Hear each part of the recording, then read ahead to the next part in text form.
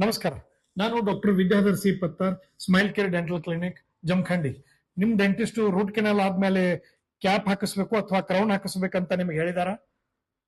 Crown ಅನ್ನು ಹಾಕಿಸ್ಲೇಬೇಕಾ? ಯಾಕೆ ಹಾಕಿಸ್ಬೇಕು? ಅದ್ರಾಗ ಎಷ್ಟು ಪ್ರಕಾರ ಇದೆ ನಿಮ್ಗೆ ಇವತ್ತು ತಿಳಿಸಿ ಹೇಳ್ತಾನೆ. ರೂಟ್ ಕೆನಾಲ್ ಆದ್ಮೇಲೆ ಕ್ರೌನ್ ಅಥವಾ ಕ್ಯಾಪ್ ಯಾಕೆ ಹಾಕಿಸ್ಬೇಕಪ್ಪ ಅಂತಂದ್ರೆ, ರೂಟ್ ಕೆನಾಲ್ ಅಂದ್ರೆ ನಾವು ಹಲ್ಲಿನ ಒಳಗಡೆ ಪೂರಾ ಬೇರದಿಂದನೇ ಅದನ್ನ ಹಲ್ಲುಗಳು ತುಂಬ್ಕೊಂಡ್ ಬರೋದ್ರಿಂದ ನ್ಯೂಟ್ರಿಷನ್ ಸಪ್ಲೈ ಹಲ್ಲಿಗೆ ಪೂರಾ ಸ್ಟಾಪ್ ಆಗಿರುತ್ತೆ.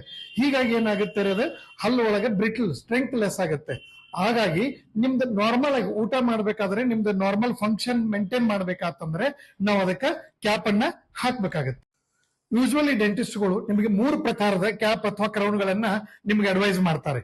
ಮೊದಲನೇದು ಸಿಲ್ವರ್ ಕ್ಯಾಪ್. ಯಾವ ಹಲ್ಲುಗಳ ನಡು ಅಂತರ ತುಂಬಾ ಕಮ್ಮಿ ಇರುತ್ತದೋ ಅವರಿಗೆ ನಾವು ಸಿಲ್ವರ್ ಕ್ಯಾಪ್ ಅನ್ನು ಹಾಕ್ತಾ ಇರ್ತೀವಿ. ಯೂಶುವಲಿ ಇದನ್ನ ಡೆಂಟಿಸ್ಟ್ ಅವಾಯ್ಡ್ ಮಾಡ್ತಾ ಇರ್ತಾರೆ. ಎರಡನೇದ್ರಿ ಮೆಟಲ್ ಸಿರಾಮಿಕ್. ಮೆಟಲ್ ಸಿರಾಮಿಕ್ ಅಂದ್ರೆ ಸಿರಾಮಿಕ್ ಫೇಸಿಂಗ್, ಬೇಸು ಮೆಟಲ್ ಇರುತ್ತೆ, ಅದ್ರ ಮೇಲೆ ಸಿರಾಮಿಕ್ ಫೇಸಿಂಗ್ ಇರುತ್ತೆ. ಎಸ್ಥೆಟಿಕಲಿ ಪ್ಲೀಸೆಂಟ್ ಇರುತ್ತೆ.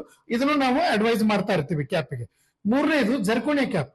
ಎಲ್ಲಾ ಕ್ಯಾಪ್ ಒಳಗೂ ಹೆಚ್ಚು ಸ್ಟ್ರೆಂತ್ ಇರೋದು ಜರ್ಕೋನಿಯಾ ಕ್ಯಾಪ್.